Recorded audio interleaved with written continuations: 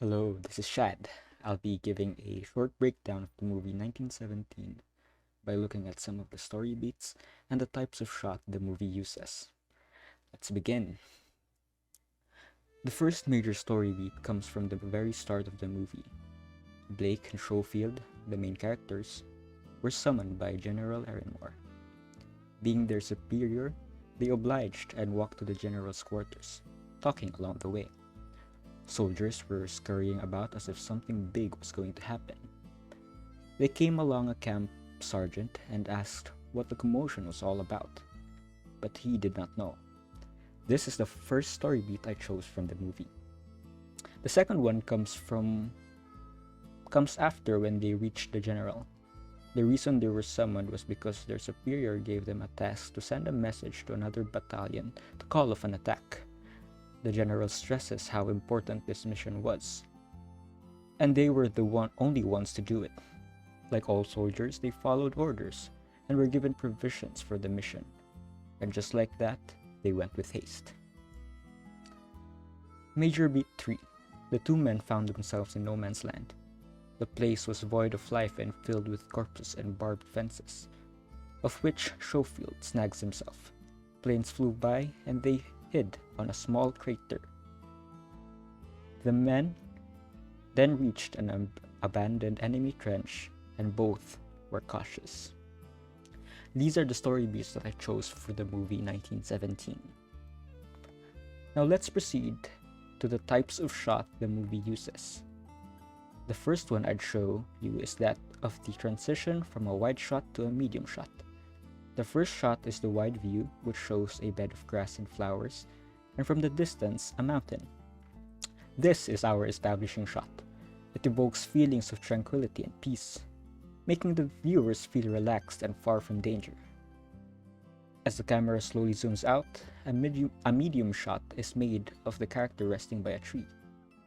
We realize that this story won't be a peaceful one. Judging from their uniform, we can see that these two men are soldiers, and that this is a war story.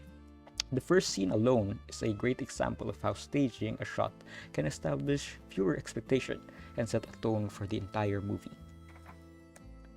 The next shot I will show is when the movie makes use of the rule of thirds, of which it uses pretty well, even in less significant parts.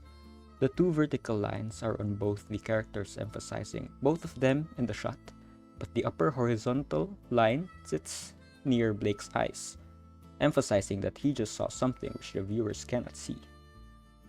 Later on in the scene, we are shown that what he saw was a fire pit that was just recently extinguished, still having traces of smoke and ember.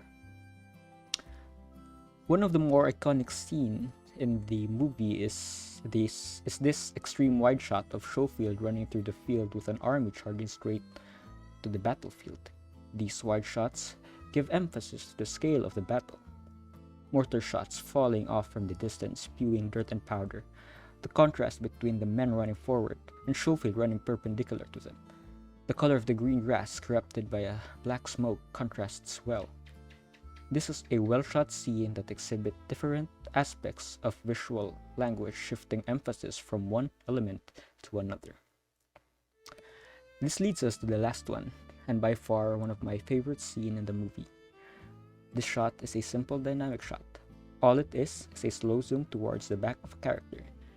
It starts afar, highlighting a building on fire, a cross, and the silhouette of Schofield. As it slowly zooms in, Schofield gazes at the burning building with awe, and as the camera closes on his shoulder, the smoke settles and it reveals another person from afar. This shot is a reminder that Schofield is deep in enemy lines, for whatever respite that he had a while ago was now faced with threat as the figure from the smoke draws closer, sprinting at him with his rifle drawn. It lulls the viewer into a brief, false sense of security until it was snatched away when the man started shooting at Schofield. That is all for my presentation. I hope you enjoyed it.